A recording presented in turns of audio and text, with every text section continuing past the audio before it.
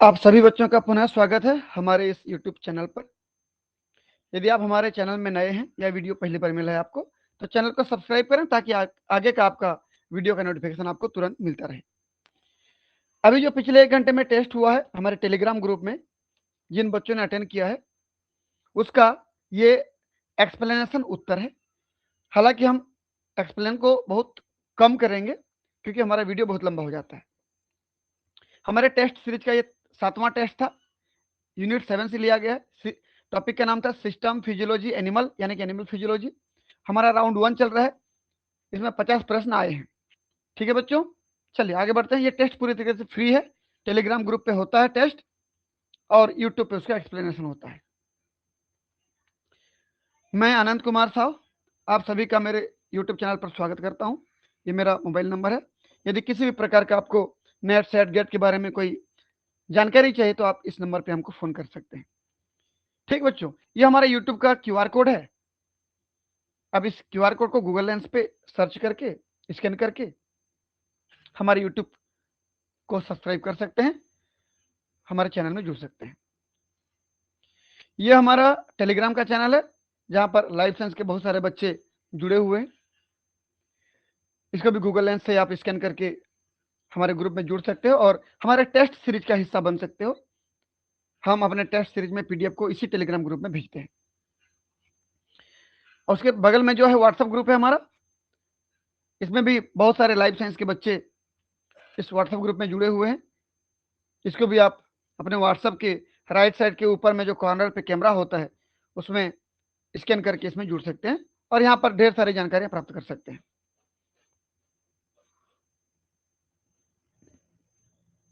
चलिए, आज का हमारा जो वीडियो है वो है अभी जो पिछले 1 घंटे में टेस्ट हुआ है, यूनिट 7, टॉपिक का नाम था सिस्टम फिजियोलॉजी एनिमल, यानी कि एनिमल फिजियोलॉजी।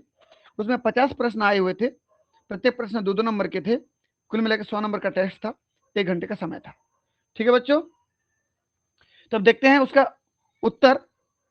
इसके एक्सप्लेन को बहुत शॉर्ट में बताऊंगा मैं, ध्यान से देखिए। Unit 7 system physiology animal. हमेशा याद रखना कि वीडियो को जितना हो सके कंप्लीट देखने का प्रयास करना, ताकि जो नई चीजें आपको बताई जाती हैं आपके कॉपी में, आपके नोटबुक में उतारने के काम आ जाए। यदि वीडियो को स्किप करके देखते हो तो इसका खामियाजा आपको ही भुगतना पड़ेगा फ्यूचर में जाकर के। ठीक है, तो चलिए सबसे पहले प्रश्न की बात करते हैं। Which of the following organ is the primary site for nutrient absorption, कि हमारे डाइजेस्टिव सिस्टम में न्यूट्रिएंट को एब्जॉर्ब करने का प्राइमरी साइट, मुख्य भाग कौन सा होता है। तो मुख्य भाग कौन सा होता है जहां पर सबसे ज्यादा एब्जॉर्प्शन होता है, तो वो होता है, देख लीजिए, ये 2 जगह पे एब्जॉर्प्शन होता है खासकर। ये स्मॉल इंटेस्टाइन और दूसरा होता है लार्ज इंटेस्टाइन। क्योंकि स्मॉल इंटेस्टाइन लगभग 20 फीट लंबा होता है भाई, अगर पढ़े होंगे कभी तो। और जो हमारा लार्ज इंटेस्टाइन होते हैं वो थोड़ा सा छोटा होता है, लगभग 5 फीट लंबा होता है। तो जो ज्यादा लंबा है ज्यादा एब्जॉर्ब करेगा, तो कौन है वो, स्मॉल इंटेस्टाइन। ऐसा नहीं है कि स्टमक में एब्जॉर्ब नहीं होता, स्टमक में भी होता है। कुछ दवाइयां, एल्कोहल, वाटर थोड़े बहुत एब्जॉर्ब हो जाते हैं स्टमक में भी, ठीक है। लेकिन सबसे ज्यादा कहाँ पे होता है, स्मॉल इंटेस्टाइन में। तो हमारा उत्तर क्या हो जाएगा, पहले का उत्तर बी, स्मॉल इंटेस्टाइन। ठीक है बच्चों, क्वेश्चन नंबर 2 पे आते हैं। What is the role of bile in the digestive process. Bile जो जूस निकलता है लीवर से निकलता है, ध्यान से देखिए, बाइल निकलता है लीवर से। ये यहाँ पर गल ब्लैडर में स्टोर रहता है, फिर यहाँ से निकलता है, ऐसे करके निकलते हुए यहाँ से आता है, पेनक्रियास से पेनक्रियाटिक जूस निकलता है। भोजन जो आती है इधर से स्टमक में डाइजेशन होने के बाद पूरा फूड मटेरियल एसिडिक हो जाता है। एसिडिक भोजन जब यहाँ पे आता है, वहां पर डाइजेस्ट करने के लिए पेनक्रियाटिक जो जूस होते हैं, जो एंजाइम पाए जाते हैं, ट्रिप्सिनोजन, काइमोट्रिप्सिनोजन, वो बेसिक मीडियम में काम करते हैं। इसीलिए यहाँ पर मीडियम को बेस बनाया जाता है। उसके अलावा जो फैट आता है, लिपिड आते हैं, वो स्टमक से होते हुए जब यहाँ ड्यूडेनम में आते हैं, उस लिपिड को डाइजेशन करने के लिए उस फैट को या लिपिड को इमल्सिफाइड किया जाता है बाइल के द्वारा। बाइल में बाइल एसिड पाई जाती है, कोलिक एसिड, चिनोडियोक्सी कोलिक एसिड। वो फैट को क्या करते हैं जी, हाइड्रोफिलिक नेचर के बनाते हैं, फिर जाके वहां पर हाइड्रोलाइटिक एंजाइम उसको डाइजेस्ट कर पाते हैं, उसको उसका ब्रेकडाउन कर पाते हैं। इस प्रकार फैट का, जो कि पहले हाइड्रोफोबिक था, हाइड्रोफोबिक फैट को हाइड्रोफिलिक बनाने की क्रिया फैट का इमल्सिफिकेशन कहलाता है, और ये बाइल करता है इस काम को, बाइल में पाने वाले बाइल एसिड करते हैं इस काम को। तो क्या हो गया, what is the role of bile, bile का क्या काम है बताएं, इमल्सिफाइंग फैट, फैट को इमल्सिफिकेशन करना। क्वेश्चन नंबर 3 पे आते हैं, which enzyme initiate the breakdown of starch in the mouth, हमारे मुंह में ही कौन सा एंजाइम है जो स्टार्च का डाइजेशन करना शुरू कर देता है, तो कौन है भाई वो, salivary amylase, salivary amylase, amylase को टाइलिन एंजाइम के नाम से जानते हो ना, टाइलिन के नाम से भी जानते हो। चलिए अगला क्वेश्चन नंबर 4 पे आते हैं भाई, the muscular contraction that move food down to the oesophagus are called, ऐसा कौन सा कॉन्ट्रेक्शन होता है जिसकी वजह से हमारे मुंह में जो निवाला होता है भोजन का, इसको बोलस कहते हो आप, यहाँ पर बोलस होता है, उस बोलस को फेरिंग से होते हुए एसोफेगस से क्रॉस करके हमको स्टमक में लाना है, तो कौन से मूवमेंट से होता है, यहाँ पर पेरिस्टाल्टिक मूवमेंट पाई जाती है, कौन सा मूवमेंट, पेरिस्टाल्टिक मूवमेंट पाई जाती है, उस मूवमेंट से भोजन को फेरिंग से होते हुए स्टमक तक पहुंचाया जाता है। ये देख लीजिए, ये क्वेश्चन नंबर 4 का उत्तर क्या हो जाएगा, बी, पेरिस्टाल्सिस मूवमेंट। अगला question number 5, which cell type in the stomach lining secrete hydrochloric acid, कौन सा सेल है जो हाइड्रोक्लोरिक एसिड निकालता है, HCl निकालता है, तो भाई देख लीजिए, ये जो चीफ सेल होते हैं या प्रिंसिपल सेल बोलते हैं इसी को, ये पेप्टिक एंजाइम निकालते हैं, पेप्सिनोजेन, प्रोरेनिन निकालते हैं, म्यूकोजल सेल म्यूकस निकालते हैं, पेरेटल सेल या ऑक्जिंटिक सेल, इसी को क्या बोलते हो, ऑक्जिंटिक सेल, ये निकालते हैं HCl, तो हमारा उत्तर क्या हो जाएगा, ऑक्जिंटिक सेल या पेरेटल सेल। जी सेल गैस्ट्रिन नाम का हार्मोन निकालता है भाई, पायरोरिक पोर्शन पे पाई जाती है। ठीक, अगला आता है question number 6, where does the actual exchange of gases oxygen and carbon dioxide take place in the lungs, lungs में कहां पर O2 और CO2 का एक्सचेंज होता है, तो लंग्स का आखिरी हिस्सा क्या होता है भाई, लंग्स का आखिरी हिस्सा क्या होता है, देख लीजिए, ये लंग्स के अंदर एल्वुलाई पाई जाते हैं, देखो ये जूम करके देखेंगे ऐसे दिखेगा, एल्वुलाई में इस प्रकार के गैस एक्सचेंज होता है, देख लीजिए, ये जूम कर रहा हूं, देखिए ये O2 एल्वुलाई से ब्लड में जा रहा है, ब्लड से CO2 जा रहा है, तो वास्तव में एल्वुलाई में क्या होता है, गैस एक्सचेंज होता है। ठीक, तो हमारा उत्तर क्या हो जाएगा, एल्वियोलाई, 6वां नंबर का सी। ठीक, ये ब्रोंकस ट्रेकिया ये तो सब ब्रांचेस है ना, ये देख लीजिए, ये ब्रोंकस है, ये ट्रेकिया मेन वाला, फिर ये जो ब्रांच हुआ है तो ब्रोंकस है ना, ये ब्रोंकस है, फिर और जो ब्रांच हुआ ब्रेंक्यूल्स है, लास्ट में एल्विलाई है। ठीक है, क्वेश्चन नंबर 7 पे आते हैं, which muscles is primarily responsible for the initiating the mechanism of breathing, वास्तव में सांस लेने के लिए जो सांस को अंदर लेना बाहर छोड़ना, इस काम की शुरुआत कौन से मसल्स के द्वारा किया जाता है, तो कौन से मसल्स के द्वारा किया जाता है बोलने पर डायफ्राम, ये जस्ट लंग्स के नीचे होता है, छाती वाले पोर्शन को और पेट वाले पोर्शन को बांटता है, हम डायग्राम में देखते हैं, देखिए ये है डायफ्राम, नीचे दिख रहा होगा, देखिए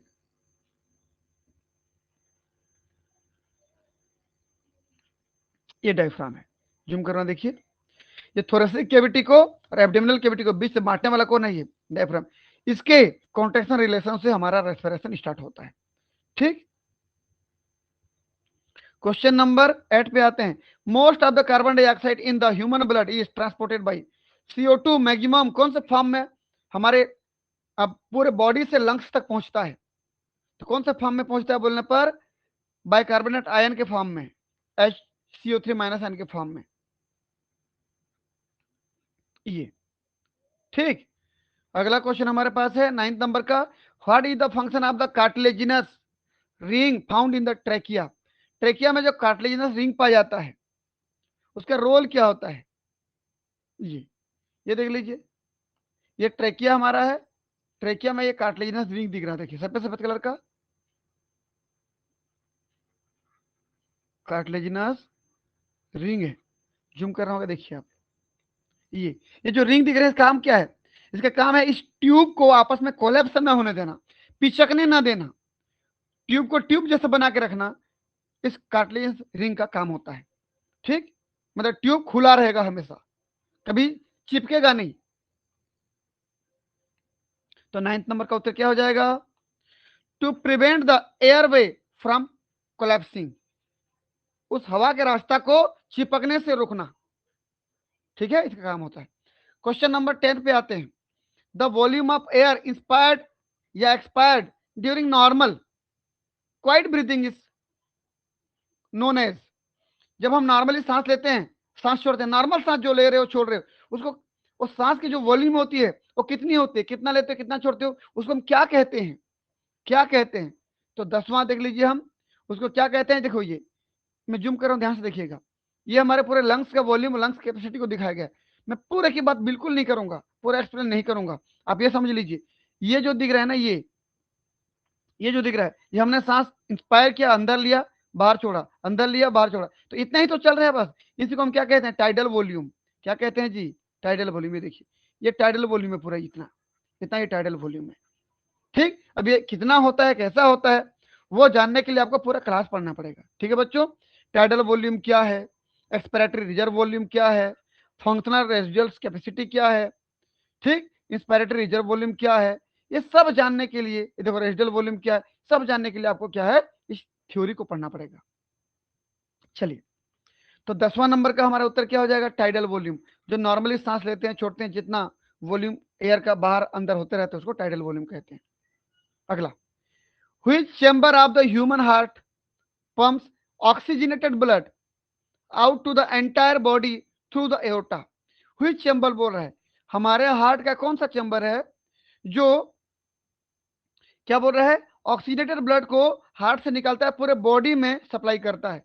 तो देख लीजिए भाई, ये हार्ट दिख रहा है आपको, हार्ट में देख लीजिए, इधर में जूम में इस कलर करते हैं, ये राइट आरिकल है, ये लेफ्ट ऑरिकल है, आरिकल बोलो या एट्रियम बोलो एक ही है, ये राइट वेंट्रिकल है, ये लेफ्ट वेंट्रिकल है। लेफ्ट वेंट्रिकल से प्योर ब्लड जो होता है ना, यहां से निकलता है एओर्टा के द्वारा, ये एओर्टा है, पूरे बॉडी में सप्लाई हो जाता है। तो कहां से निकल रहा है? लेफ्ट वेंट्रिकल से निकलता है। ठीक, और उस बच्चे को ज्यादा पता होगा जो इस टॉपिक को पढ़ा होगा, है ना। बाकी बच्चे जो नहीं पढ़े, बिल्कुल उदास होने की जरूरत नहीं है, आप पढ़िए, आपसे भी बनेगा ये। तो 11 का आंसर क्या हो जाएगा? Left ventricle. ठीक है बच्चों, ये अगला question number 12, which blood vessels carry deoxygenated blood from the upper and lower part of the body back to the heart? पूरे बॉडी से इंप्योर ब्लड कौन हार्ट तक लेके आता है? यहीं पर देख लीजिए, ये सिर तरफ से लेके आते हैं इंप्योर ब्लड, और ये नीचे वाला पैर तरफ से लेके आता है। तो कौन है? Vena cava. ऊपर वाला सुपेरियर वेना केवा, नीचे वाला इंफेरियर वेना केवा। तो 12वां नंबर का उत्तर क्या हो जाएगा? B, vena cava. ठीक है, चलिए क्वेश्चन नंबर आते हैं 13 पे। What is the main function of the bicuspid या mitral valve in the heart? Bicuspid valve या मिट्रल वाल्व, देख लीजिए, ये मिट्रल वाल्व दिख रहा है ना, ये इस वाल्व का रोल क्या है? पहले तो देखो ये कहां पाया जाता है, लेफ्ट ऑरिकल और लेफ्ट वेंट्रिकल के बीच में। इसका मतलब लेफ्ट वेंट्रिकल के ब्लड को वापस जाने से रोकना। कहां पे? लेफ्ट ऑरिकल में, क्योंकि ब्लड हमेशा ऑरिकल से वेंट्रिकल में आता है, वेंट्रिकल से जब ऑरिकल में जाने लगेगा उसको रोक देना, ये मिट्रल वाल्व का काम है। मिट्रल वाल्व बोलो या बाइकस्पिड वाल्व बोलते हैं इसको, आप इसको बाइकस्पिड वाल्व कहते हो। यहाँ पर दो वाल्व होते हैं, इसे बाइकस्पिड कहते हैं, जबकि राइट आरिकल और राइट वेंट्रिकल के बीच में ना ट्राइकस्पिड होता है। देख लो, यहाँ पर 3 वाल्व पाए जाते हैं, 3 दरवाजे होते हैं। ठीक है, तो यहाँ पर लेफ्ट वेंट्रिकल से लेफ्ट आरिकल की तरफ ब्लड को जाने से रोकना। क्वेश्चन नंबर हमारा 13 हो गया। To prevent blood from flowing back into the left atrium, left atrium में ब्लड को जाने से रोकना, उल्टा जाने से, फ्लो बैक बोला है ना, उल्टा जाने से रोकना। चलिए मैं थोड़ा सा यहाँ पर ना इसको ऐसे कर दूं, ब्लड जब यहां से जा रहा होगा तो यहां से वापस आ जाएगा, ऐसे ऐसे जाएगा।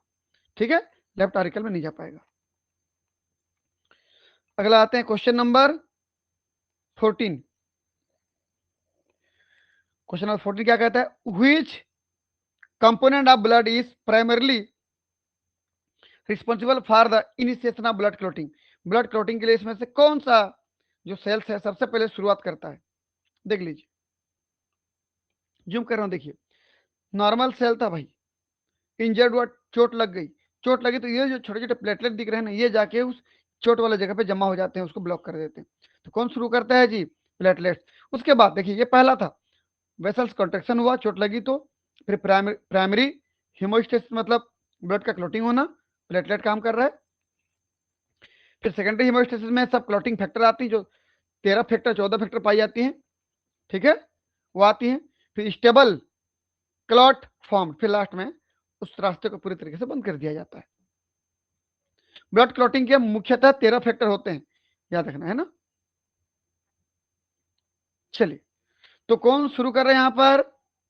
14 का उत्तर हो जाएगा सी, ब्लड प्लेटलेट्स। ये इनमें से चारों में से ये सर स्टार्ट करते हैं उसको, ब्लड क्लॉटिंग को। क्वेश्चन नंबर 15 पे आते हैं।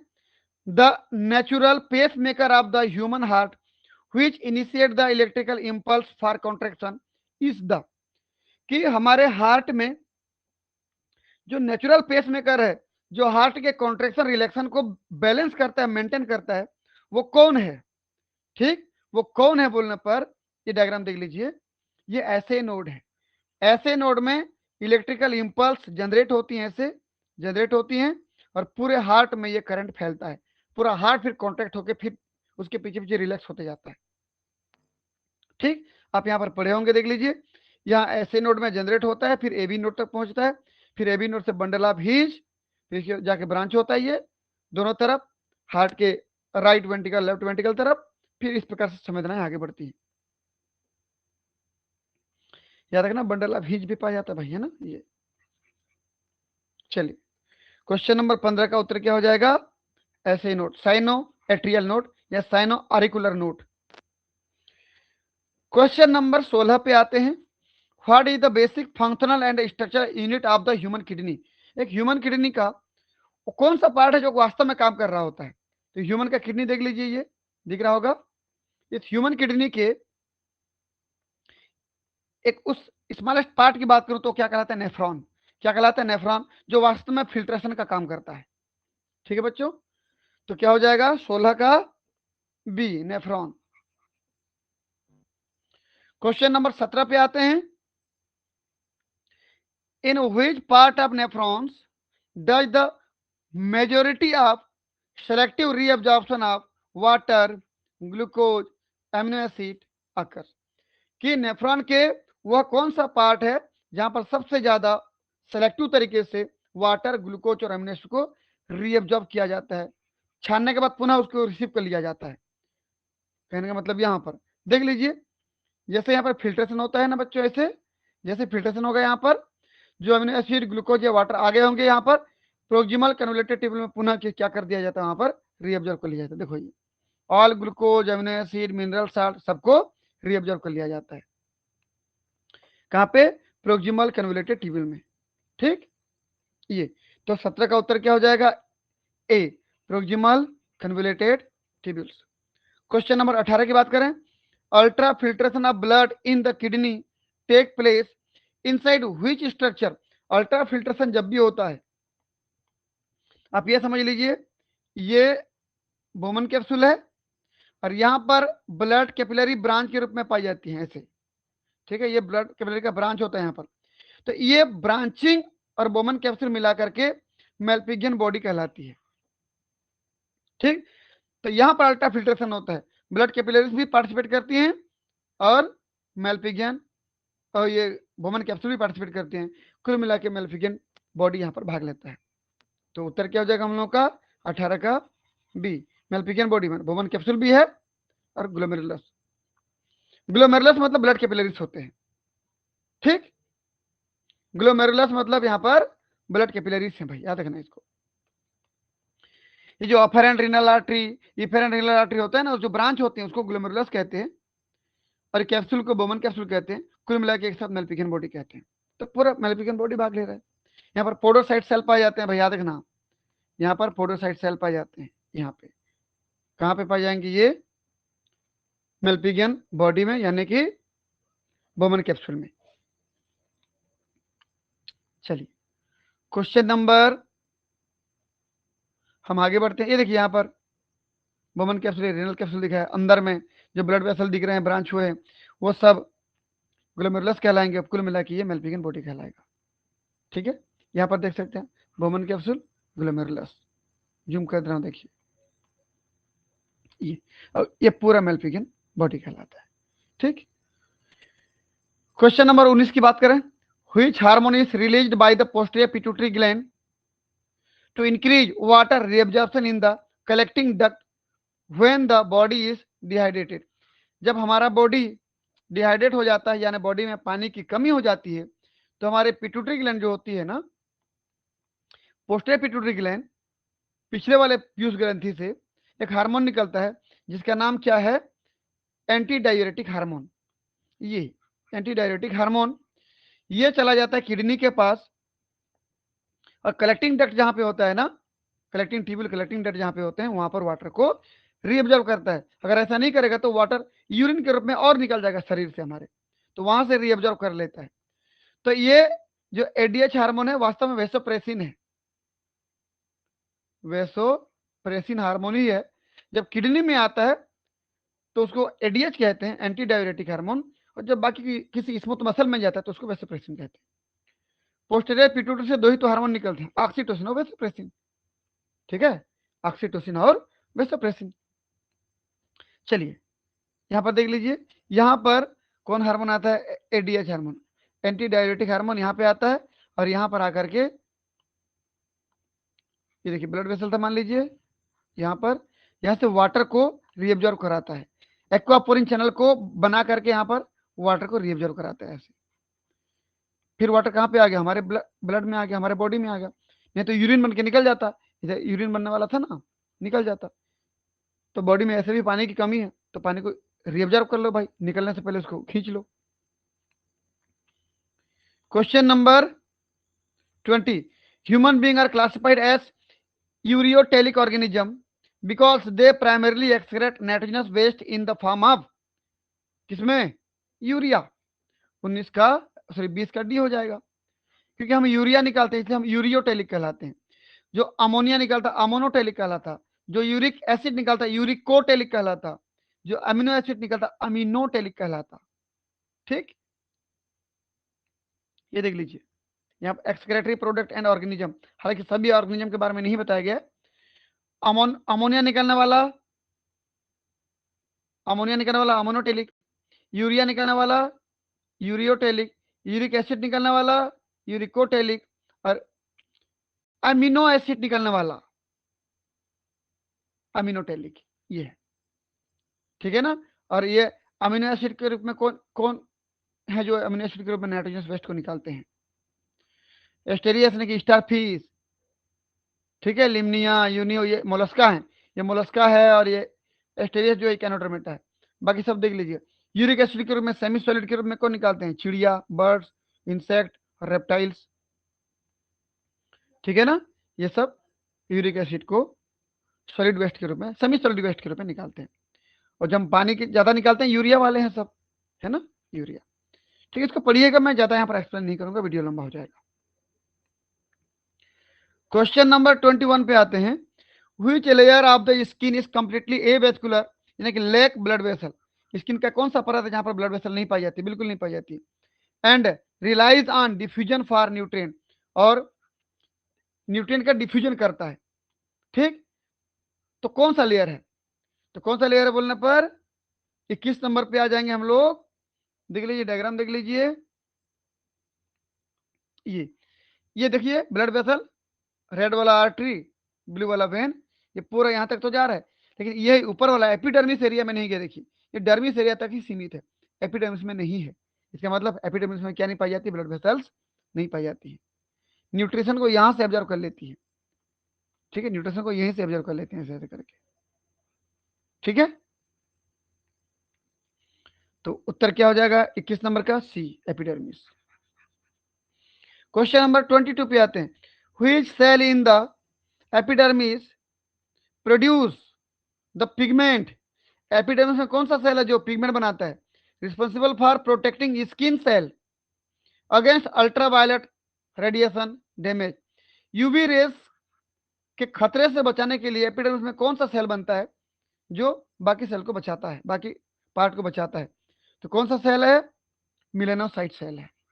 ठीक, हालांकि यहाँ पर डायग्राम में नहीं दिख रहा है, यहाँ पर मिलेनोसाइट सेल बनता है जो यूवी रेस से बाकी सेल्स को बचाता है, यहाँ पर ऐसे। ठीक है, मिलेनोसाइट सेल पाई जाती है।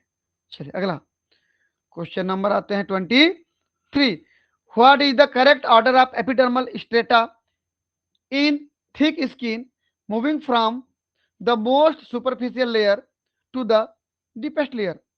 कि एपिडर्मिस जो मोटा लेयर है, परत बाई परत बनता है, ऊपर से नीचे आए तो कौन सा लेयर मिलेगा? देखिए ऊपर से नीचे की तरफ आ रहे हैं वैसे हम लोग, स्ट्रेटम कॉर्नियम, फिर ल्यूसिडियम, फिर ग्रेनुलोसम, फिर स्पाइनोसम, फिर बेसिले।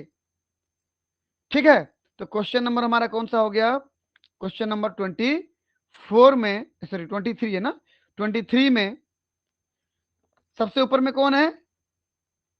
कॉर्नियम फिर ल्यूसिडियम, कॉर्नियम फिर ल्यूसिडियम, देख लो कॉर्नियम 3 जगह पे है, देखो ल्यूसिडियम 1 जगह पे है, तो ये ए हो जाएगा हमारा उत्तर, कॉर्नियम ल्यूसिडियम। फिर ग्रेनुलोसम स्पाइनोसम, ग्रेनुलोसम स्पाइनोसम है देखो, फिर बेसिले, फिर बेसिले, तो उत्तर क्या हो गया हम लोगों का?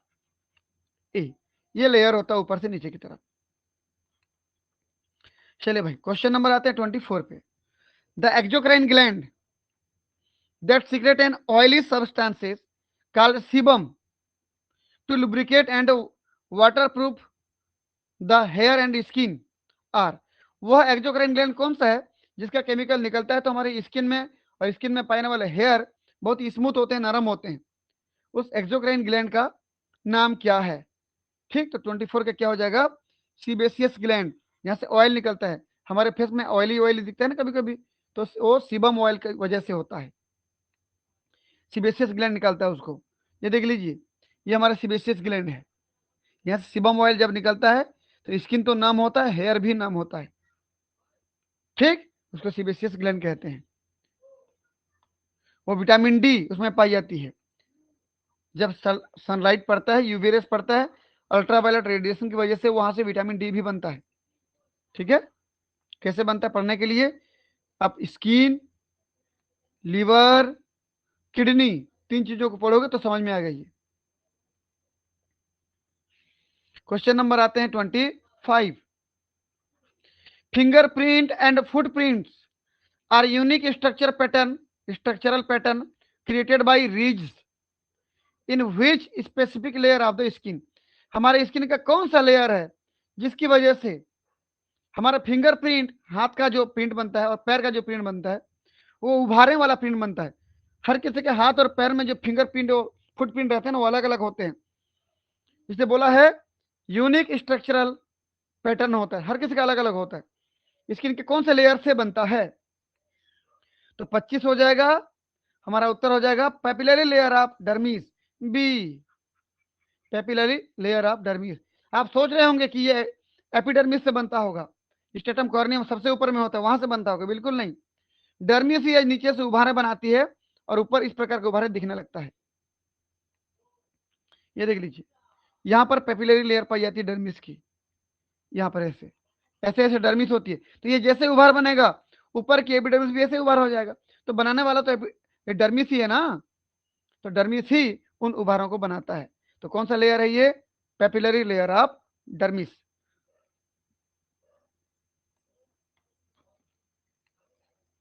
Question number 26। Which type of muscle tissue is characterized by being multinucleated, striated and under voluntary control? कौन सा हमारा मसल्स है जो तीनों कैरेक्टर रखता है? पहला तो मल्टी न्यूक्लिएटेड है, बहुत सारे न्यूक्लियस हूं, दूसरा स्ट्रिएटेड हूं, और तीसरा अंडर वॉलंटरी हूं, हमारे अनुसार वो कंट्रोल होते हूं, ऐच्छिक हूं, तो स्केलेटल मसल है भाई। ठीक है ना, स्केलेटल मसल हमारे अनुसार कंट्रोल होता है, स्ट्रिएटेड धारियां होती है उसमें, और तीसरा मल्टी न्यूक्लिएटेड होता है, सिंसाइसियम कहते हो ये वाला मसल्स है। बाकी कार्डियक मसल और स्मूथ मसल को आप अपने अनुसार कंट्रोल नहीं कर पाओगे, वो इनवॉलंटरी मसल्स होती हैं। ठीक है, चलिए क्वेश्चन नंबर, अच्छा उत्तर क्या हो गया 26 का ए। क्वेश्चन नंबर 27 पे आते हैं। According to the sliding filament theory which ion must bind to troponin to expose the myosin binding site on the actin filament. बोल रहा है कि मसल कॉन्ट्रेक्शन के समय, स्लाइडिंग फिलामेंट थ्योरी के समय कौन सा आयन है जो, देख लीजिए ये मसल फाइबर है भाई, ये बड़ा डायग्राम जो दिख रहा है ना, ये मसल फाइबर है। ठीक, इसके अंदर देख लीजिए ये मायोफाइब्रिल की बंडल पाई जाती है ढेर सारे, ये दिख रहा है, देखो बंडल दिख रहे हैं। मैं बात कर रहा हूँ स्लाइडिंग फिलामेंट थ्योरी की बात कर रहा हूँ। यहाँ पर इसको समझिए आप लोग, ये एक्टिन फिलामेंट गोल गोल जो दिख रहा है, उसके ऊपर में लंबा सा जो धारी दिख रहा है, ये ट्रोपोमायोसिन है, और यहाँ पर जो बीच बीच में दिख रहा है ये ट्रोपोनिन है। इस ट्रोपोनिन में कौन सा आयन बाइंड होता है जिसकी वजह से ट्रोपोमायोसिन हट जाती है और मायोसिन के लिए बाइंडिंग साइड ओपन हो जाता है? तो कैल्शियम आयन, देखो कैल्शियम आयन जैसे बाइंड हुआ ना ट्रोपोनिन से, ये लाइन फीता जैसा दिख रहा है वो हट गया। जब हट गया तो इस एक्टिन में जो ये बाइंडिंग साइड था, मायोसिन का बाइंडिंग साइड, वो ओपन हो गया। अब मायोसिन का हेड यहां से पकड़ता है ऐसे, मायोसिन का हेड ऐसे पकड़ेगा अपने बाइंडिंग साइड पर ऐसे ऐसे, और ये अपनी तरफ खींच करके मसल को कॉन्टेक्ट कर देगा ऐसे। ठीक है, तो कैल्शियम आयन है जिसकी वजह से मसल कॉन्ट्रेक्शन हो पाती है। चलिए क्वेश्चन नंबर देख लेते हैं। क्वेश्चन नंबर 27 क्या हो जाएगा? Calcium ion. ठीक है जी। क्वेश्चन नंबर 28 पे आते हैं। What is the name of the plasma membrane that surround an individual muscles fibre? एक मसल्स फाइबर या मसल सेल को घेरने वाला उस मेम्ब्रेन का नाम क्या है? ठीक, तो देख लीजिए ये मसल फाइबर बोल रहा हूं मैं, देखिए डायग्राम में ये मसल फाइबर है, इसके पूरे घेरने वाला देखिए क्या है, ये सार्को, ये है सार्कोलेमा, दिख रहा है ना, ये सार्कोलेमा कहलाता है, ये सार्कोलेमा कहलाता है। 28 का क्या हो जाएगा? डी। 29 पे आते हैं। The functional unit of myofibril measured from Z line to the next adjacent Z line. Z line से जेड लाइन के बीच में जो स्ट्रक्चर पाई जाती है वही वास्तव में काम करते हैं, उसको क्या कहते हैं जी? 29 में देख लीजिए, ये एक जेड लाइन दिख रहा है, देखिए जेड डिस्क, ये एक जेड लाइन है, तो जेड लाइन ये भी हो गया, जेड लाइन ये भी हो गया, इन दोनों के बीच क्या पाया जा रहा है? सार्कोमियर। जितना भी स्ट्रक्चर दिख रहा है सबको सार्कोमियर कहते हो। तो ये वास्तव में basic functional unit of muscle है। ये जेड लाइन के बीच में पूरा जितना स्ट्रक्चर दिख रहा है उसको सार्कोमियर कहते हैं। वास्तव में यहीं पर क्या होता है? मसल कॉन्ट्रैक्शन होता है। ठीक, तो हमारा क्वेश्चन क्या हो गया? क्वेश्चन नंबर 29 का उत्तर क्या हो जाएगा? B, sarcomere. क्वेश्चन नंबर 30 पे आते हैं। Which muscles is considered the largest and most powerful muscle in the human body? Is responsible for extending the hip joints. हमारे जो जांग के ऊपर है, ठीक, जांग के ऊपर की जो हमारा पोजीशन जहां पर बैठ पाते हैं हम लोग, उस पोर्शन पे हिप, ठीक, हिप वाले पोर्शन पे कौन सा मसल्स है जो सबसे लार्जेस्ट और मोस्ट पावरफुल मसल्स है? तो उत्तर हो जाएगा इसका ग्लूटियस मैक्सिमस मसल्स। ठीक, चलिए यहाँ पर डायग्राम में नहीं दिखाया गया, मसल्स का नाम क्या है? Gluteus Maximus muscles. हमारे हिप, हिप मतलब हमारी जांग के ऊपर जिसमें हम बैठते हैं, ठीक, उस पोर्शन को क्या कहते हैं? हिप्स कहते हैं। वहां पर जो मसल्स होती है सबसे स्ट्रॉन्गेस्ट होती है और सबसे लार्जेस्ट मसल्स होती है। भाई हमको यहां पर ये नहीं पूछा है कि लॉन्गेस्ट मसल कौन सा है। अगर ऐसा पूछता, अगर ऐसा पूछता हमारे ह्यूमन बॉडी में लॉन्गेस्ट मसल कौन सा है, तो उसका उत्तर अलग हो जाता। ठीक, उसका उत्तर क्या होता? सर्टोरियस मसल्स लॉन्गेस्ट मसल है। मैं लिख दे रहा हूं, चलिए लॉन्गेस्ट मसल, लॉन्गेस्ट मसल को क्या कहते हैं हम लोग? Sartorius muscles.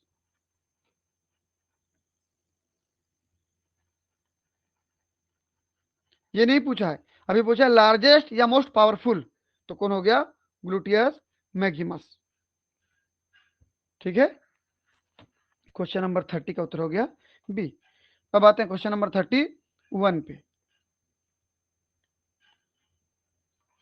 What is the total number of bone found in the adult human skeleton?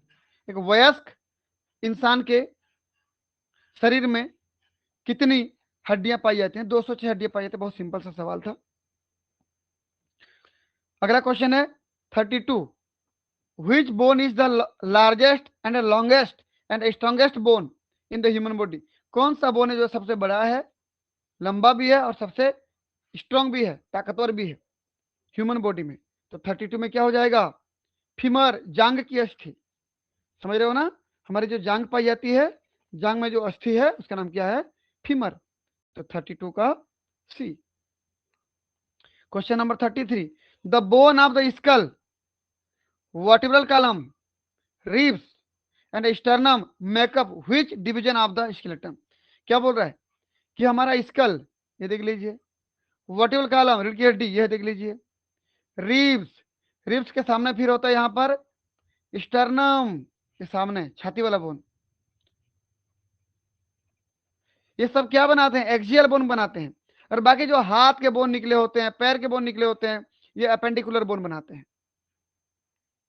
ठीक, पेक्टोरल गर्डिल, पेल्विक गर्डिल, ये सब अपेंडिकुलर बोन बनाते हैं। तो हमारे शरीर के सीधा में जो बोन पाई जाती है, सीधा मतलब खोपड़ी की अस्थियां, रीढ़ की हड्डी की अस्थियां, हमारे जो रिब्स हैं, पसलियों की अस्थियां, छाती का बोन है, स्टर्नम, ये सब मिलके क्या बनाते हैं? एक्सियल। तो 33 का क्या हो जाएगा उत्तर? B, axial skeleton. Question number 34 पे आते हैं, what type of joints allow for the widest range of motion such as those found in the shoulder and hips? हमारे कमर के आसपास जो हमारा फीमर जुड़ा हुआ है, यानी कि पेल्विक गर्डिल में वहां जो हमारा फीमर जुड़ा हुआ है, और हमारे हाथ में जो हमारा ह्यूमरस बोन जुड़ा हुआ है, यानी कि पेक्टोरल गर्डिल में, ऐसा कौन सा वहां पर संधि पाई जाती है, जॉइंट्स पाई जाती है, जो चारों तरफ हमारी हड्डियों को, जांग को चारों तरफ घुमाने के लिए, पैर को चारों तरफ घुमाने के लिए, हाथ को चारों तरफ घुमाने के लिए परमिशन देती है? तो ऐसा उस जॉइंट्स को आप क्या कहते हो? ठीक, तो उस जॉइंट्स को क्या कहते हैं? देख लीजिए, ये टाइप्स ऑफ जॉइंट्स दिख रहा है ना, कहां पर सबसे ज्यादा घुमाव कर सकता है हमारे बोन्स बोलने पर? बॉल एंड सॉकेट जॉइंट्स में। एक गेंद जैसे होता है, दूसरा सॉकेट जैसे होता है। हमारे हाथ और पैर की हड्डियां जो जुड़ी हैं शरीर में ना, उसमें से जैसे फीमर बोन है, ये फीमर बोन का ये बॉल जैसे स्ट्रक्चर, और वहां पर पेल्विक गर्डिल का ये कैविटी। तो ये बॉल और सॉकेट हो गया, ये बॉल हो गया और यहाँ पर सॉकेट हो गया। तो ये सबसे ज्यादा परमिशन देते हैं चारों तरफ घूमने के लिए। ठीक, तो उत्तर क्या हो जाएगा उन लोगों का? 34 का D, ball and socket joints सबसे ज्यादा तरफ घूम सकती है, चारों तरफ घूम सकती है। क्वेश्चन नंबर 35 पे आते हैं, which specialized cells are responsible for the breaking down bone tissue during bone remodeling and repair? जब कभी हमारे हड्डियों में चोट लग जाती है, हड्डी डैमेज हो जाती है, तो हड्डियों में रिमॉडलिंग करके पुनः रिपेयर करने समय कौन सा वहां पर हमारा सेल्स काम में आता है? तो which specialised cells are responsible for the breaking down bone tissue, bone tissue को ब्रेकिंग डाउन करके उसको पुनः बनाने में कौन सा हमारा सेल्स काम में आता है? ठीक, तो 35 का उत्तर हो जाएगा सी, ओस्टियोक्लास्ट। अगला क्वेश्चन हमारे पास है question number 36, which gland is often refer as master gland? कौन सा ग्रंथि को अक्सर हम मास्टर ग्रंथि के नाम से जानते हैं? Because it regulate the activity of several other endocrine gland, क्योंकि वह ग्रंथि हमारे बहुत सारे ग्रंथियों को कंट्रोल करती है। तो कौन है भाई? पिट्यूटरी ग्लैंड है। तो 36 का सी, पीयूष ग्रंथि। ठीक है ना?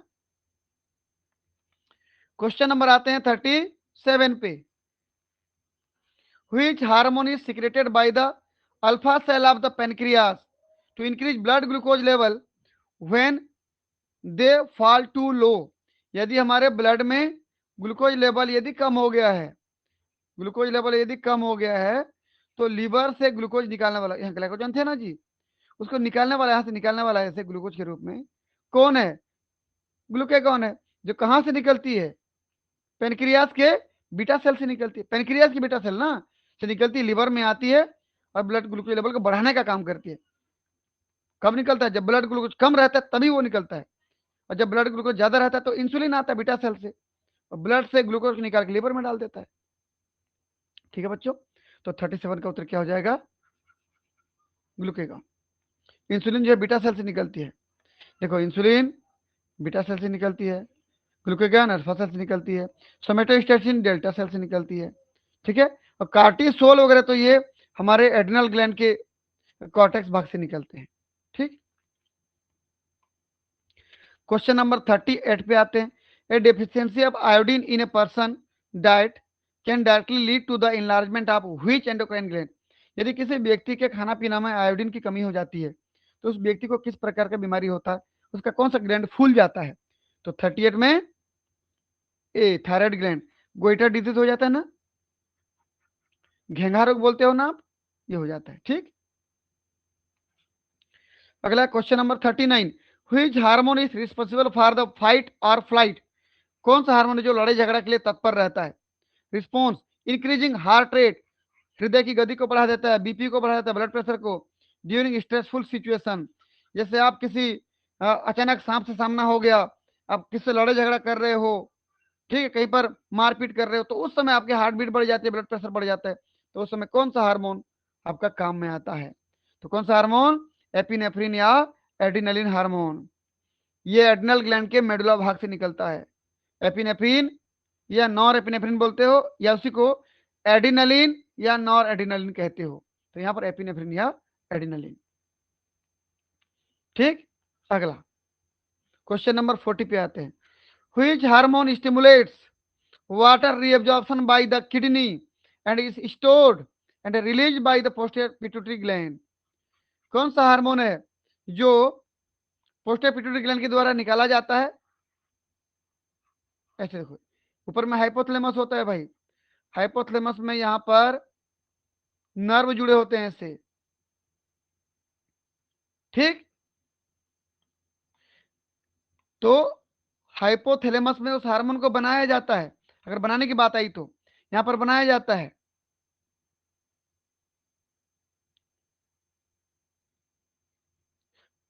ठीक, ये क्या बन रहा है यहाँ पर? ऑक्सीटोसिन और वेसोप्रेसिन बनते हैं।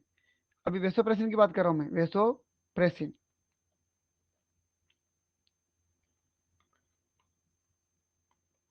यहाँ पर न्यूक्लियाई अलग अलग होती है, पैरावेंट्रिकुलर न्यूक्लियाई ऑक्सीटोसिन को बनाता है। देखो, पैरावेंट्रिकुलर न्यूक्लियाई ऑक्सीटोसिन को बनाता है, सुप्रा ऑप्टिक न्यूक्लियाई ये वेसोप्रेसिन को बनाता है। ठीक, तो सुप्रा ऑप्टिक न्यूक्लियाई वेसोप्रेसिन को बनाता है, यानी कि एडीएच, इसको एडीएच कहते हैं, एंटी डायरेटिक हार्मोन। आता है पिट्यूटरी ग्लैंड में स्टोर रहता है, और जरूरत पड़ने पर यहाँ से ये निकल जाता है एडीएच या वेसोप्रेसिन, किडनी में जाता है, वाटर को रिएब्जॉर्प्शन करता है। तो क्वेश्चन नंबर 40 का उत्तर क्या हो जाएगा? बी। ये क्वेश्चन दोबारा आया है ना, ये किडनी के नेफ्रॉन के कलेक्टिंग ट्यूबुल में जाता है, वाटर को रिएब्जॉर्ब करता है, कैसे करके? एक्वापोरिन चैनल को बना करके।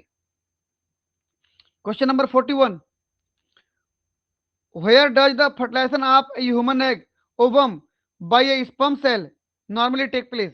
इंसानों में नॉर्मली कहां पे फर्टिलाइजेशन की प्रोसेस होती है? देख लीजिए, ये ह्यूमन का, मैं फीमेल रिप्रोडक्टिव यहाँ पर ग्लैंड को, फीमेल रिप्रोडक्टिव ऑर्गन को डाल दिया हूं यहाँ पर, ओवरी से ओवम निकल रहा है, उधर से स्पर्म आया था, देखिए ये फर्टिलाइजेशन हुआ, ये फेलोपियन ट्यूब में हुआ, फेलोपियन ट्यूब के एम्पुला में हुआ, अधिकतर एम्पुला में ही होता है, याद रखना। चलिए भाई, तो फेलोपियन ट्यूब उत्तर हो जाएगा, ओविडक्ट जिसको कहते हो, और वहां पर स्पेसिफिक जगह क्या बोलने पर एम्पुला में होता है। ये हो गया। क्वेश्चन नंबर 42 पे आते हैं। Which cell type in the testis secretes the primary male sex hormone testosterone under the influence of luteinizing hormone। LH hormone हमारे एंटेरियर पिट्यूटरी ग्लैंड से निकलता है और मेल में टेस्टिस में चले जाता है, और वहां पर लीडिंग सेल या इंटरस्टिशियल जिसको कहते हो उसको स्टिमुलेट करता है। यही से कौन सा हार्मोन निकलता है? टेस्टोस्टेरोन हार्मोन निकलता है।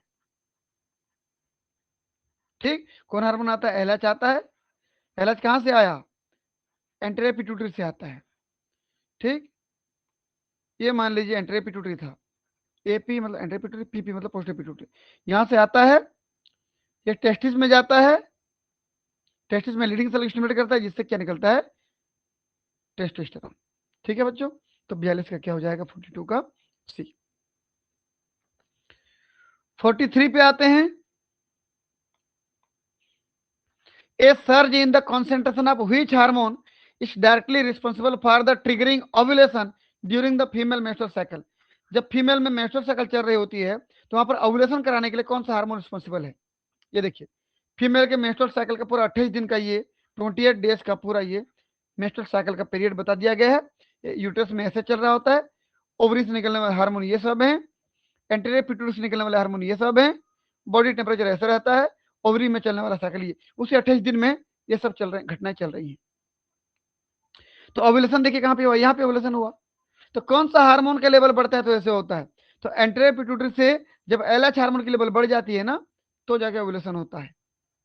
ठीक, ये ओव्यूलेशन होता है। देखिए, anterior pituitary hormone, anterior pituitary से एलएच हार्मोन जब बढ़ जाती है उसकी लेवल अचानक, तो ओवरी से ओव्यूलेशन होता है और एक कार्पस ल्यूटियम बनता है। इधर ओवरी में खोखली जगह जो बच जाती है, फोलिकल खोखली वाली, कार्पस ल्यूटियम कहलाती है।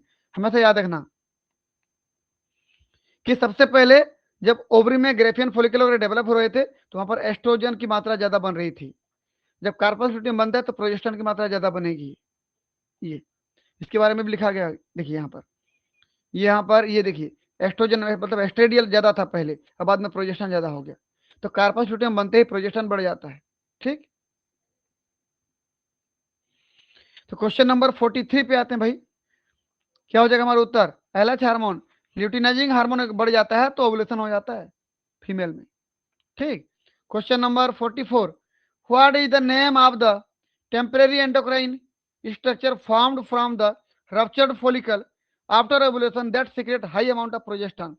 ये बोल रहा है कि ओवुलेशन के बाद वो कौन सा सीजनल या टेम्परेरी ऑर्गन है, एंडोक्राइन ग्लैंड है, जो कुछ समय के लिए बहुत ज्यादा मात्रा में क्या बनाता है, प्रोजेस्टेरोन बनाता है। तो कौन है वो, कार्पस ल्यूटियम है। अभी बताया हूं, देखिए कार्पस ल्यूटियम बहुत ज्यादा मात्रा में प्रोजेस्टेरोन बनाता है। देखो ये लेवल दिख रहा है ना, कितना ज्यादा है। ठीक, वो टेम्परेरी होता है। टेम्परेरी इसलिए होता है क्योंकि यदि मेस्ट्रुअल साइकिल फिर हो गया आगे आने वाले समय में, तो ये कार्पस ल्यूटियम खत्म हो जाता है। और यदि प्रेगनेंसी हो गई 9 महीने के लिए, तो 9 महीने तक फिर टिका रहता है, 9 महीने के बाद हट जाएगा। मतलब ये कार्पस ल्यूटियम परमानेंट नहीं है, ये तो आने वाले लगभग 15-16 दिन में हट जाएगा, या आने वाले 8-9 महीने में हट ही जाएगा वो। ठीक है, परमानेंट नहीं है, इसलिए टेम्परेरी हो गया। क्वेश्चन अच्छा, उत्तर क्या हो जाएगा हम लोग का, ये 44 का उत्तर क्या हो जाएगा, कार्पस ल्यूटियम टेम्परेरी ऑर्गन होता है। ठीक, अगला question number 44, the middle muscular layer of the uterine wall that contract strongly during child birth is? भाई हमेशा याद रखना, यहाँ पर देख लीजिए, सबसे अंदर जो होता है ना, यूट्रस की अंदर की लेयर को एंडोमेट्रियम कहते हो आप। एंडोमेट्रियम अंदर की लेयर हो गई, बीच में ये मोटी सी लेयर मायोमेट्रियम कहलाती है, मायोमेट्रियम। और सबसे बाहर में जो होता है वो पेरीमेट्रियम कहलाता है, सबसे बाहर में जो होता है वो पेरीमेट्रियम कहलाता है, ऐसे कर देना मैं। ठीक है, तो मायोमेट्रियम ही है, मायोमेट्रियम ही है जो बच्चे पैदा होते समय कॉन्ट्रैक्ट होता है और बच्चे को गर्भाशय से बाहर निकालता है, मायोमेट्रियम, याद रखना उसको। तो उत्तर क्या हो जाएगा हम लोगों का, 45 का C, myometrium. Question number 46, which part of the human brain is primarily responsible for regulating vital autonomic function such as heart rate, breathing and blood pressure? भाई ऑटोनॉमिक फंक्शन मतलब अपने आप होने वाला फंक्शन, आप कंट्रोल नहीं करोगे। हार्ट बीट कब बढ़ेगी कब घटेगी आप थोड़ी कर पाओगे उसको, आपके सोचने पर थोड़ी होगा वो तो नेचुरली अपने आप जब बढ़ना बढ़ेगा, घटना घटेगा। ब्रीदिंग, जो सांस ले रहे हो आप अपने मर्जी से थोड़ी उसको सांस ले रहे हो, वो अपने आप चल रहा है। अगर आप अपने मर्जी से लेते कभी लेना भूल जाते तो नहीं मर जाते, तो अपने आप चल रहे हैं वो। ब्लड प्रेशर जो मेंटेन हो रहा है आपके ब्लड वेसल्स में, अपने आप हो रहा है। तो इन सबको कंट्रोल कौन करता है, यानी कि ऑटोनोमिक फंक्शन को कंट्रोल करने वाला हमारे ब्रेन का कौन सा हिस्सा है, मेडुला ऑब्लोंगेटा होता है वो। ठीक है, मेडुला ऑब्लोंगेटा, ये मेडुला लिखा है ना, मेडुला ऑब्लोंगेटा। बाकी सबके फंक्शन को पढ़िएगा आप लोग, है ना। चलिए अगला क्वेश्चन हमारे पास क्या है कि what is the name of the fatty layer that insulate axon fibre in the nervous system to increase the speed of electrical impulse transmission. कि नर्व में ये एक्सॉन दिख रहा है आपको, ये पूरा न्यूरॉन दिख रहा है, न्यूरॉन का ये एक्सॉन वाला पार्ट हो गया भाई, इतना पूरा एक्सॉन कहलाएगा, ये इतना एक्सॉन कहलाता है, ऊपर वाला ये साइटन कहलाता है। ठीक, तो एक्सॉन में चारों तरफ एक इंसुलेटिंग, एक कवर की तरह लपेटा होता है फैटी लेयर। वो कौन से सेल का बना होता है? स्वान सेल का बना होता है। देखिए ये देखिए, ये हमारा एक्सॉन था, ये देखिए बीच में आ रहा है एक्सॉन दिख रहा है, ये चारों तरफ लपेटा हुआ है, ये हमारा देखिए स्वान सेल। देखिए ये स्वान सेल लपेटना शुरू किया है, कुछ समय बाद जब ऐसे पूरा लपेट देगा उसको माइलिन शीथ कहते हैं। स्वान सेल कितना लपेट दिया, कवर हो गया, देखो ये। तो स्वान सेल से बने हुए माइलिन की एक शीथ पाई जाती है, कवर पाई जाती है। इसकी वजह से क्या होता है, जो चीजें जो यहाँ पर इलेक्ट्रिकल इंपल्स आगे पास होती हैं, इधर उधर भागती हैं, डायरेक्ट भागती जाती है, सीधा बाहर निकलती नहीं है, तो जल्दी जल्दी सिग्नल ट्रांसफर होता है। बीच बीच में थोड़े थोड़े गैप पाई जाती है, जिसको नोट ऑफ रेनवियर कहते हो आप। दो स्वान सेल के बीच में गैप मिलेगा, एक स्वान सेल दूसरे स्वान सेल के बीच में गैप होगा ऐसे, तो इसको मैं क्या कहूंगा, नोट ऑफ रेनवियर। वहीं पर थोड़ा थोड़ा निकलती है, इसका मतलब माइलिन से अगर ऊपर में कवर है तो सिग्नल बहुत स्पीड से भागती है। ठीक, तो देख लीजिए, देखो यहाँ पर स्वान सेल इसको घेरना स्टार्ट किया था और यहाँ पर फिनिश कर दिया, पूरा घेर दिया। देखिए तो कितना मोटा कवर बन गया, देखो ये दिख रहा है ना। चलिए भाई, तो क्वेश्चन नंबर हमारा क्या था, 47। उत्तर क्या हो जाएगा, कौन सा शीथ होता है कवर, माइलिन शीथ होता है। Question number 48, during a resting state which mechanism actively pumps 3 sodium ion out of the neuron and 2 potassium ion into the neuron to maintain the resting membrane potential। भाई अलग अलग प्रकार की potential होती है, resting membrane potential, action membrane potential. ठीक, तो कौन क्या होता है उसके लिए पढ़ना पड़ेगा आपको। बस ये समझ लीजिए, जब रेस्टिंग मेम्ब्रेन पोटेंशियल को मेंटेन करना होता है तो 3 सोडियम को बाहर, 3 सोडियम आयन को बाहर और 2 पोटेशियम आयन को अंदर ला रहे होते हैं। तो ये कौन कर रहा होता है, sodium potassium pump, primary active transporter होता है वो, डायरेक्ट एनर्जी खर्च होता है वहां पर, है ना। तो 48 का ए, ये सोडियम पोटेशियम पंप, यहाँ पर एटीपी खर्च होता है डायरेक्ट, जहां पर डायरेक्ट एटीपी खर्च होता है ना, उसको प्राइमरी एक्टिव ट्रांसपोर्ट कहते हो आप। एटीपी एनर्जी के रूप में यहाँ पर देखिए खर्च हो रहा है। ठीक है, ये एडीपी बन गया प्लस इनर्जिक फॉस्फेट। क्वेश्चन नंबर आते हैं 49 पे, which part of the human eyes contain a high density of photoreceptor cell and is responsible for sharp details central vision। हमारे आंख का कौन सा एरिया ऐसा है जहां पर फोटोरेसेप्टर सेल बहुत ज्यादा पाए जाते हैं और वहां पर सबसे क्लियर, सबसे साफ, सबसे डिटेल स्ट्रक्चर हमको दिखाई देता है। तो आंख का कौन सा स्ट्रक्चर है वो बोलने पर फोविया सेंट्रलिस होता है। यहाँ पर डायरेक्ट लाइट पड़ता है भाई, ऐसे डायरेक्ट लाइट पड़ता है ऐसे यहाँ पर, और यहाँ पर फोटो रिसेप्टर सेल बहुत ज्यादा पाए जाते हैं। थोड़ा सा गड्ढा होता है, ये ऐसे गड्ढे जैसा होता है, ऐसे ऐसे, है ना, उसको फोबिया सेंट्रलिस कहते हैं। तो उत्तर क्या हो जाएगा 49 का बी।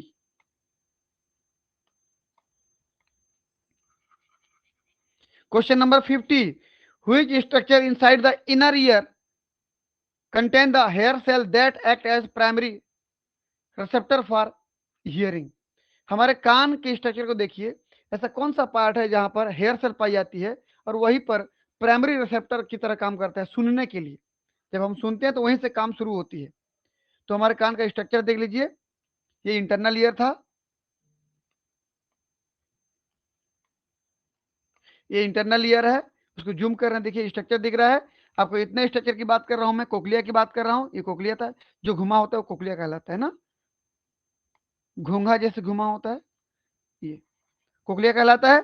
इस कोकलिया में केवल इतने की बात कर रहा हूं मैं, इतने की बात, इतना जूम कर रहा हूं, देखिए इतने की बात कर रहा हूं, बस जूम कर रहा हूं तो ऐसे दिख रहा है। देखिए यहाँ पर ये स्ट्रक्चर की बात कर रहा हूं मैं, देखिए ये, इसको कहते हैं हम लोग ऑर्गन ऑफ कार्टी। क्या कहते हैं, ऑर्गन ऑफ कार्टी में हेयर सेल पाए जाते हैं।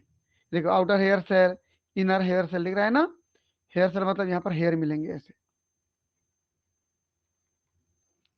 ये टेक्टोरियल मेम्ब्रेन इसमें प्रेस होती है तो यहाँ से सिग्नल जनरेट होता है, फिर हम सुन पाते हैं चीजों को। तो कहाँ पे होता है? ऑर्गन ऑफ कॉर्टी में, ऑर्गन ऑफ कॉर्टी में। वहीं पर मामला डीपोलराइजेशन होता है, फिर ब्रेन तक सिग्नल जाता है। ठीक है बच्चों, तो इस प्रकार से हमने टोटल 50 प्रश्नों के उत्तर शॉर्टकट में एक्सप्लेन करके दे दिया। मैं जानता हूं मैं बहुत ज्यादा एक्सप्लेन नहीं किया हूं, और बहुत ज्यादा एक्सप्लेन करूंगा तो वीडियो बहुत लंबा हो जाएगा, इसलिए बच्चों माफ करना, मुझे बहुत कम एक्सप्लेन किया हूं। लेकिन आपका काम आपकी है, यदि मैं आपके लिए इतना कर रहा हूं तो आप एक चीज करिएगा कि कितना क्वेश्चन बनाए, 50। फिर रिपीट कर रहा हूं, जहां पर कोई नेगेटिव मार्किंग नहीं है पूरा प्रश्न बनाइए। कितना इनकरेक्ट हुआ मान लीजिए 5, तो 5 लिख दीजिए। कितना करेक्ट हुआ तो मान लीजिए 45 करेक्ट हुआ। तो ऐसे करके अपना नाम लिख करके हमारे यूट्यूब के कमेंट बॉक्स में जाके कमेंट करिए। मैं पर्सनली सभी बच्चों के कमेंट को देखता हूं, जहां पर जिसकी जरूरत है, जो सलाह देना चाहिए मुझे, मैं वहां पर सुझाव देता हूं उनको, और फिर वो अपना सुधारते हैं, नेक्स्ट पेपर में बेहतर करने का प्रयास करते हैं। ठीक है बच्चों, हमारा ये वीडियो आप लोगों के लिए कैसा रहा आप कमेंट बॉक्स में जरूर लिखिएगा। अगर अच्छा रहा तो वीडियो को शेयर करिएगा, लाइक करिएगा, और कमेंट बॉक्स में अपना राय जरूर दीजिएगा। ठीक है बच्चों, मिलते हैं फिर नेक्स्ट टेस्ट में। तब तक के लिए सभी प्यारे बच्चों को बहुत बहुत धन्यवाद। Thank you.